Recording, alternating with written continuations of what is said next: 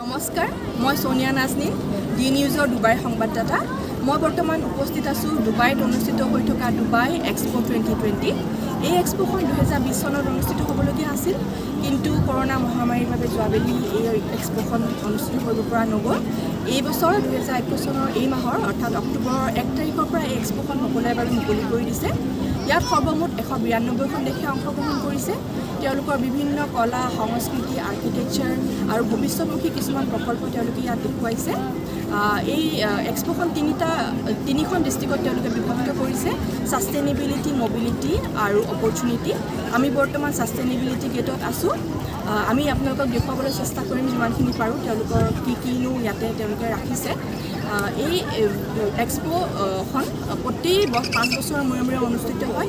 এই বছৰ ডুবাইত অনুষ্ঠিত হৈছে। অহাবেলি অৰ্থাৎ 2025 চনত জাপানত অনুষ্ঠিত হ'বলৈ গৈ আছে। আমি ইয়াতে আপোনালোকক ডুবাই এক্সপোখন কেনেকৈ তেওঁলোকে কি নতুন নতুন কিছুমান আইডিয়া কিছুমান আনিছে, আমি আপোনালোকক দেখুৱাবলৈ চেষ্টা কৰিম। ইয়াতে মানুহ যথেষ্ট ভিৰ দেখা পোৱা হৈছে। সকলোৱে ক'ভিড প্ৰট'কল মানি আহিছে। আমি দেখুৱাবলৈ চেষ্টা কৰিম আপোনালোকে চাই থাকক ডি নিউজ।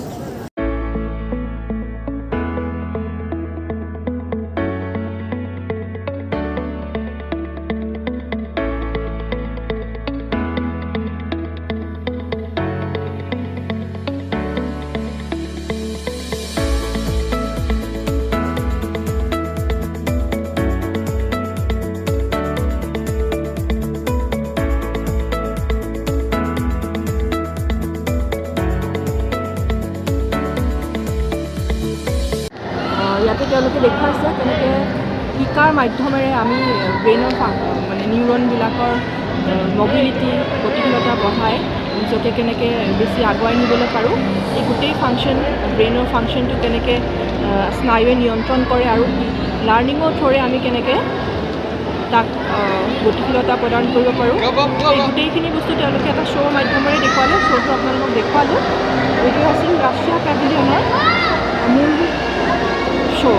মূল তেওঁলোকৰ থিম।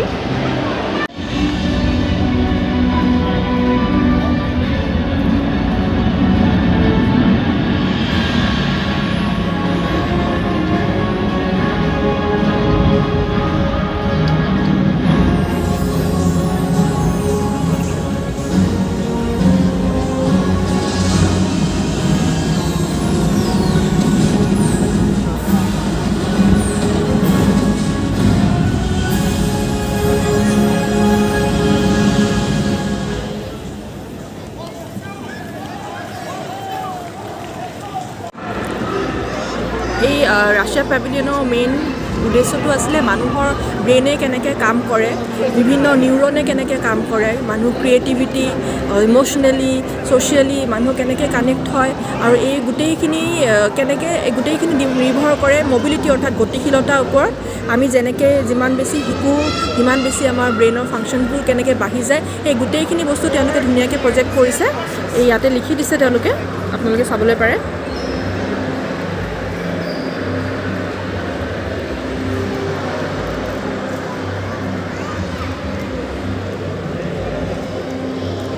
তেওঁলোকৰ মূল উদ্দেশ্যটো এইটোৱে আছিলে। তেওঁলোকে মবিলিটিৰ ওপৰত কৈছে।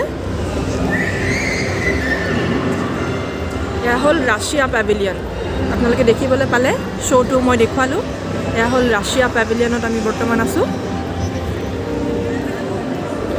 মানুহৰ মগজুৱে কেনেকৈ কাম কৰে, মানুহৰ স্নায়ুৱে কেনেকৈ কাম কৰে আৰু তাৰ গতিশীলতাই কেনেকৈ তাৰ ওপৰত প্ৰভাৱ পেলায়, সেই গোটেইখিনি বস্তু থিম হিচাপে লৈ তেওঁলোকে এই পেভিলিয়নৰ প্ৰদৰ্শন কৰিছে। এই পেভিলিয়নত দেখিবলৈ পালে।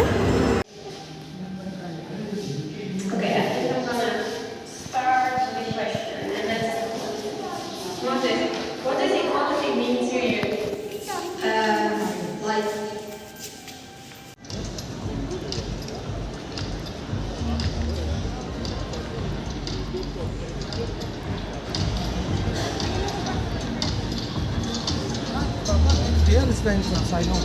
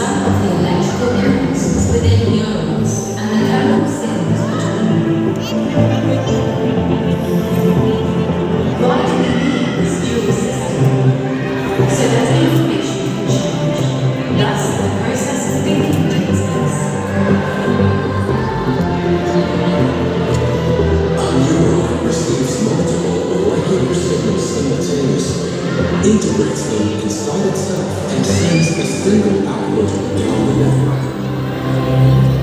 Our brain uses most of its nerve cells, but not simultaneously. Cognitive associations match exactly the physiological connections between the nerve cells.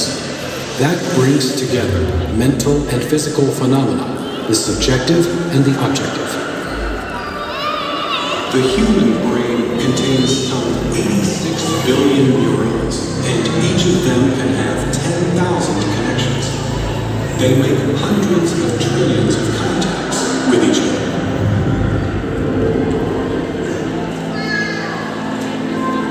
Cognition could be imagined as countless aurora borealis layers, but the nature of the process is different. The complexity of interactions, not the sheer number of neurons, makes our brain so special.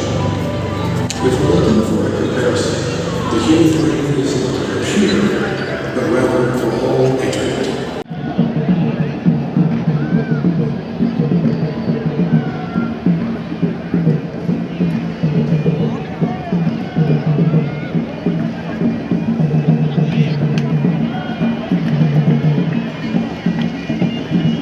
Russia পেভিলিয়নতে আছোঁ। ইয়াতে তেওঁলোকে কৈছে কেনেকৈ মানুহৰ সৃষ্টিশীল মন, cultural মন অৰ্থাৎ সাংস্কৃতিক মন আৰু সামাজিক মন, আৱেগিক মন, এই গোটেইখিনি ইণ্টাৰলিংক কেনেকৈ হয় আৰু মবিলিটি ফৰে গতিশীলতাই ব্ৰেইনৰ গতিশীলতাই কেনেকৈ তেওঁলোকক কণ্ট্ৰল কৰে। দেখিবলৈ পাইছোঁ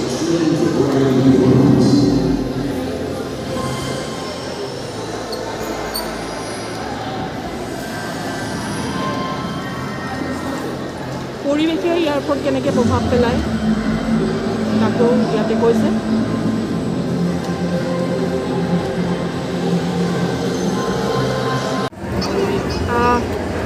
এই ৰাছিয়া পেভিলিয়নৰ এই এতিয়া শ্ব' এটা ষ্টাৰ্ট হ'ব। তেওঁলোকে হাৰ্ট, ব্ৰেইন, হিউমেন বডি কেনেকৈ কাম কৰে, ইন ফিউচাৰ বেলেগ বেলেগ ইনষ্টলেশ্যনেৰে কেনেকৈ কাম কৰিব পাৰে সেইটো দেখুৱাইছে।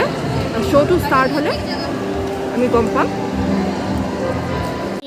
কেনিয়া পেভিলিয়নত সোমাবলৈ আহিছোঁ। এইটো কেনিয়া পেভিলিয়ন।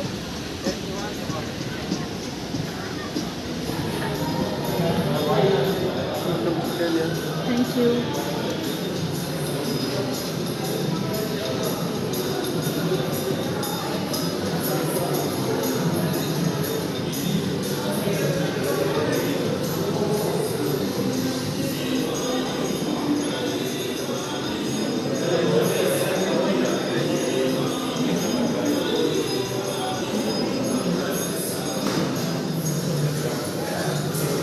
তেওঁলোকৰ কৃষি, তেওঁলোকৰ স্থানীয় সংস্কৃতি এইবোৰ তেওঁলোকে দেখুৱাইছে।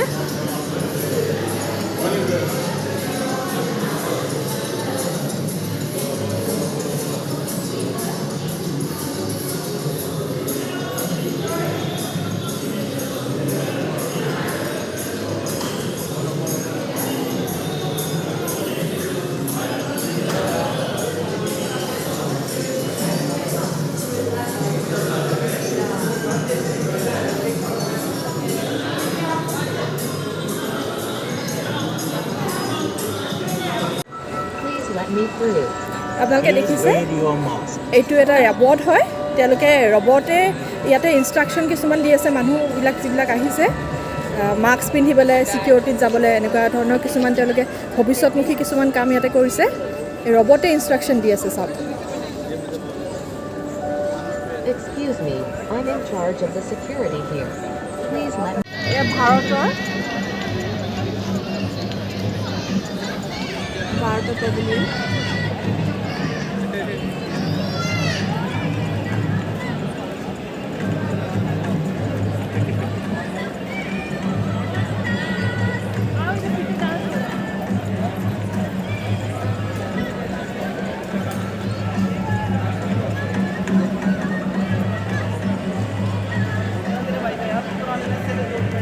ভাৰতীয় স্থাপত্য কলাৰ পৰা সংগীত সকলোখিনি ইয়াতে ডিছপ্লে কৰিছে।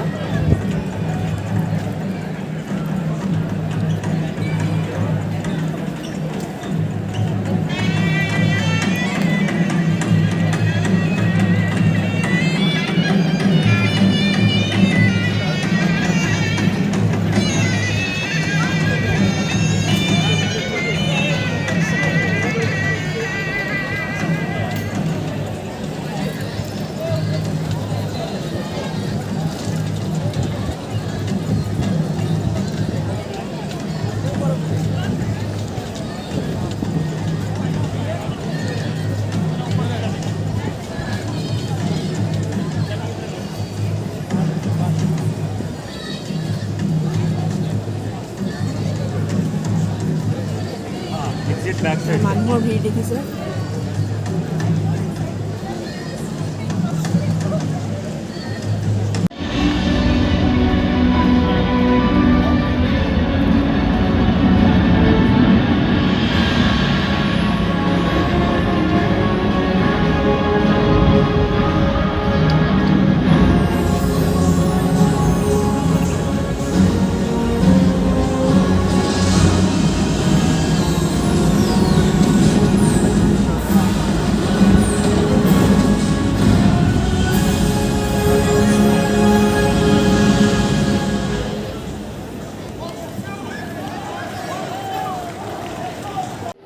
ইয়াতে পৃথিৱীৰ বিভিন্ন দেশৰ নাৰী যোদ্ধাসমূহ, ওমেন ৱাৰিয়াৰ্ছ তেওঁলোকে ৰাখিছে বিভিন্ন দেশৰ।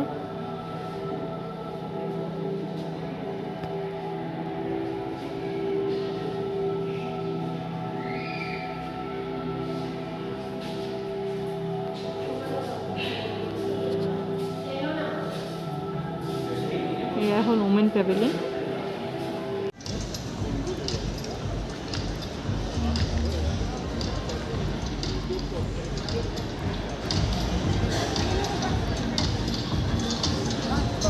Here is the entrance, I know.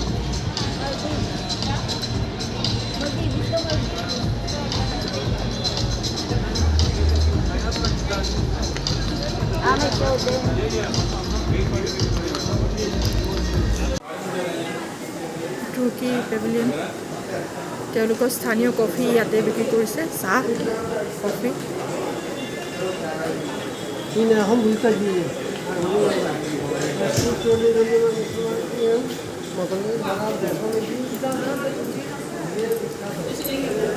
তেওঁলোকে মহিলাৰ কিছুমান চেণ্ডেল ৰাখিছে আৰু তাতে দেখুৱাইছে যে কেনেকৈ আচলতে কামৰ ক্ষমতাৰ ক্ষেত্ৰত কিমান আচলতে কাৰ্যত পৰিণত হয়।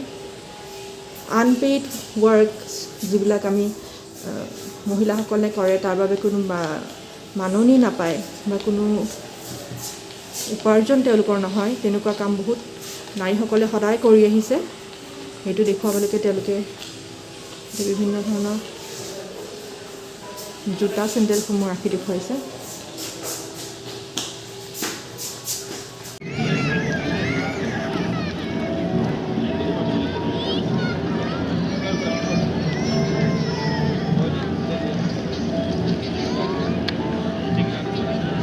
তুৰ্কীৰ স্থানীয় উপহাৰ দোকান, তেওঁলোকৰ স্থানীয় উপহাৰ